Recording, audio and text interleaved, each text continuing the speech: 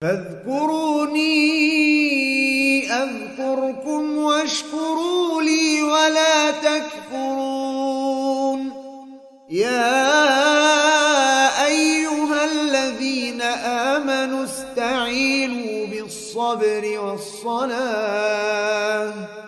إن الله مع الصابرين. Assalamualaikum Ustaz, waalaikumsalam warahmatullah. Apabila ibu hamil atau menyusui di bulan Ramadan, tidak berpuasa dan membayar fidyah, apakah harus mengqadha puasa di bulan lain? Berat sekali. Mendingan qadha, tidak perlu bayar fidyah. Sudah fidyah disuruh qadha lagi. Ini pendapat lemah, menyelisihi nas Al-Quran. Karena Rabbuna Jalla Dzikruhu membedakan antara orang yang mengqadha, itu bagi mereka yang sakit diharapkan sembuh, dan musafir dan wanita haid, dengan orang yang membayar fidyah, yang merasa berat menjalani ibadah saum. Siapa mereka ini? Ditafsirkan di sebagian hadis dan al-athar, banyak sekali asarnya sahih-sahih. Pertama, orang-orang yang sudah tua, berat melaksanakan saum, tua berat. Nah, ini kejadian pada sahabat. Sebagian sahabat itu Anas bin Malik, maka dia tidak berpuasa. Dia membayar fidyah. Dia undang 30 orang miskin. Dia buat makanan. Lalu dia ajak orang berbuka puasa, makan sampai kenyang. Nah, begitu juga kita, orang-orang tua kita yang sudah tidak, laki atau perempuan, kakek-kakek, nenek-nenek, atau yang tidak kuat ya, puasa, dia membayar. Mau diundang ke rumah buka puasa bersama, atau dibungkuskan makanan dibagikan untuk 30, selesai sudah 1 bulan. Atau dia menyicil setiap hari 1 atau 2, nggak ada masalah. Boleh makanan jadi, ini lebih baik, orang tidak repot lagi. Boleh mentah, kasih 1 mud atau 2 mud. Ya, saya jelaskan ini di Al-Masail jilid 13, bisa dilihat di situ. Termasuk orang-orang yang berat menjalani puasa, mereka yang sakit menahun, yang tidak atau sukar diharapkan lagi, orang tidak kuat, masuk.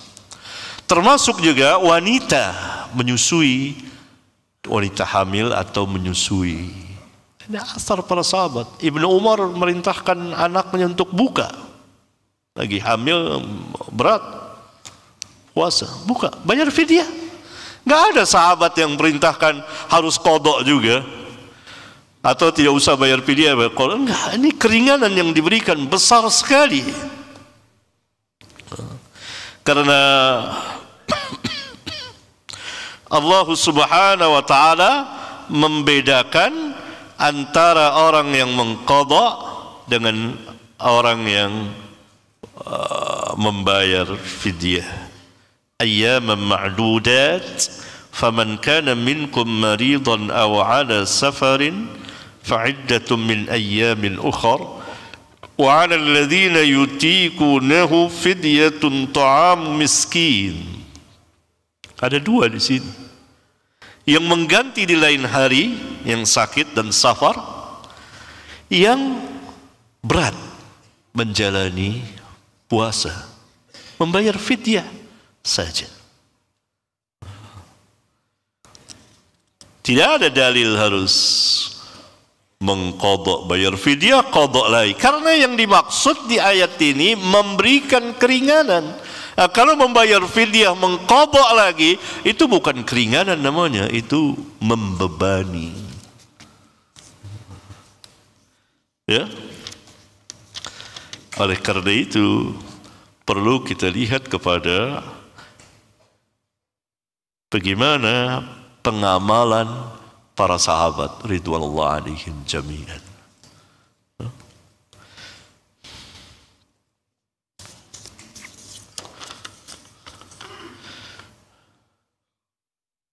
Gimana nih? Bagaimana pandangan antum? Assalamualaikum warahmatullahi. Bagaimana pandangan antum tentang cetakan Al-Quran yang contohnya seperti ini? Qala ana khairum minhu khalaqtani min nari. Kemudian surah Qaf, Qala, An, gimana ini? Ya disuruh gini. Apa ada cetakan ini? Hal ini ditujukan bagi mereka yang belum bisa membaca Al-Quran, tapi baru bisa membaca Al-Quran satu huruf. Apakah ini dibenarkan? Ya tidak dibenarkan. Al-Quran dipotong. Barangkali yang dimaksud qala diputus ya. Qaf, qa, lah gimana ini? Tak ada cetakan seperti ini. Allah. Ya. Jangan dengan ayat Al-Quran. Tulisan-tulisan sudah. Pengajaran ya pengajaran yang lain. Pengajaran yang lain. Jangan tujuannya baik tetapi membuat kerusakan itu.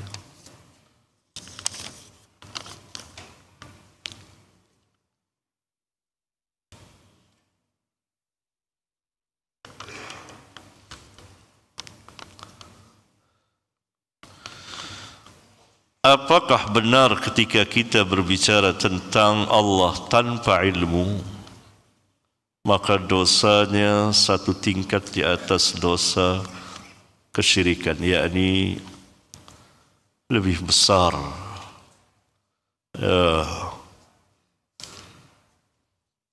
Para ulama berbicara tentang permasalahan ini, tapi tidak dikatakan satu tingkat, tidak. Barangkali yang sedikit dimaksud dengan pertanyaan itu berbicara tentang Allah, maksudnya tentang agama Allah, tentang Allah itu sendiri, tentang Nabi, dan berkaitan dengan Islam tanpa ilmu.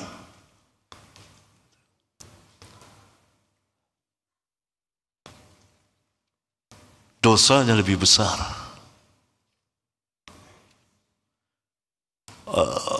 Para ulama berdalil dengan ayat 33 dalam surat Al-A'raf. Coba antum lihat. Qul, Allah Subhanahu wa taala memerintahkan Rasulullah SAW untuk mengatakan qul innama harrama rabbiyal fawahisha ma dhahara minha wa ma batan.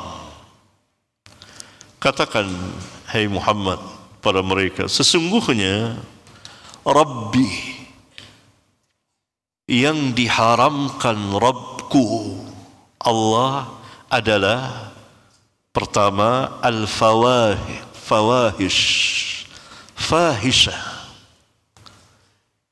yang tampak nyata dan tersembunyi, itu pertama. Yang kedua wal ithma, dosa secara umum. Yang ketiga wal bagya bighairil haqqi, kezaliman Yang keempat, wa an tusyriku billahi ma lam yunazzil bihi sultana. Dan kamu menyekutukan Allah. Asyirku billah, al-isyraku billah, menyekutukan Allah apa yang Allah tidak menurunkan keterangan, tidak ada hujjah. Bagaimana kamu menyekutukan Allah sedangkan Allah tidak menerangkannya? Ini faedah besar sekali. Lafaz ma lam yunazzil bihi sultana, bahwa segala macam kesyirikan itu semua sama sekali tidak ada hujjahnya, tidak ada sultannya. Tidak bisa dicari-cari jalan untuk membenarkan sebuah kesyirikan. Terakhir, wa an taqulu 'ala Allahi ma la ta'lamun. Dan kamu berkata atas nama Allah apa-apa yang kamu tidak tahu, tidak memiliki ilmu. Kata ulama, ini puncaknya. Karena dengan berbicara tanpa ilmu atas nama Allah, maka bisa masuk ke dalam kesyirikan, bisa masuk ke dalam fawahish, bisa masuk ke dalam dosa, bisa masuk ke dalam kezaliman, karena seseorang berbicara tanpa ilmu. Karena itu di akhir, wa an taqulu 'ala Allahi ma la ta'lamun. Bukankah adanya kesyirikan dan dosa itu karena manusia berbicara tanpa ilmu? Dan itu yang disenangi iblis dan bala tentaranya, agar orang berbicara tanpa ilmu. Karena dengan berbicara tanpa ilmu, maka ia akan terjerumus kepada apa? Kepada kesyirikan. Kepada apa? Kepada fawahish dan lain sebagainya. Allah Subhanahu wa taala berfirman dalam surat Al-Baqarah ayat 168 dan 169 dan 170 dan seterusnya. Ya ayyuhan nasu kulu mimma fil ardi halalan tayyiba. Hai manusia, makanlah dari apa-apa saja, dari apa saja yang ada di bumi, tetapi yang halal dan baik. Wala tattabi'u khutuwatis syaitan, dan janganlah kamu mengikuti langkah-langkah syaitan, tahapan-tahapan syaitan. Maksudnya perintah-perintah syaitan, ajakan-ajakan syaitan. Innahu lakum aduwwum mubin, sesungguhnya dia bagi kamu adalah musuh yang nyata. Terus innama ya'murukum, sesungguhnya syaitan itu tidak lain melainkan akan memerintahkan kamu, pertama bisu, untuk berbuat kejahatan. Yang kedua wal fahsya. Ini menyingkat apa yang tadi dalam surat Al-A'raf. Terakhir wa an taqulu 'ala Allahi ma la ta'lamun. Dia akan memerintahkan kamu agar kamu berbicara atas nama Allah apa-apa yang kamu tidak tahu. Muncullah kesyirikan. Lihat orang-orang yang dahulu. Wa idza qila lahum ittabi'u ma anzalallahu qalu bal nattabi'u ma alfayna 'alaihi aba'ana. Dan apabila dikatakan kepada mereka, ikutilah apa yang diturunkan Allah, Mereka mengatakan, bahkan kami akan mengikuti apa yang kami jumpai dari bapak-bapak kami, apa yang dilakukan oleh bapak-bapak kami itu. Awalau kana aba'uhum la ya'qiluna syai'an wa la yahtadun. Apakah mereka juga akan mengikuti bapak-bapak mereka kalau bapak mereka itu tidak berakal sedikit pun? La ya'qiluna syai'a, dikatakan oleh Allah tidak berakal, tidak mengerti sesuatu dan tidak memperoleh petunjuk. Kamu akan mengikuti juga bapak-bapak kamu itu? Ini taklidul a'ma dari kaum musyrikin. Karena asas agama mereka taklidul a'ma. Apakah itu ilmu? Bukan ilmu. Itu yang diperintah syaitan, untuk mengikuti sesuatu tanpa ilmu. Wa an taqulu 'ala Allahi ma la ta'lamun.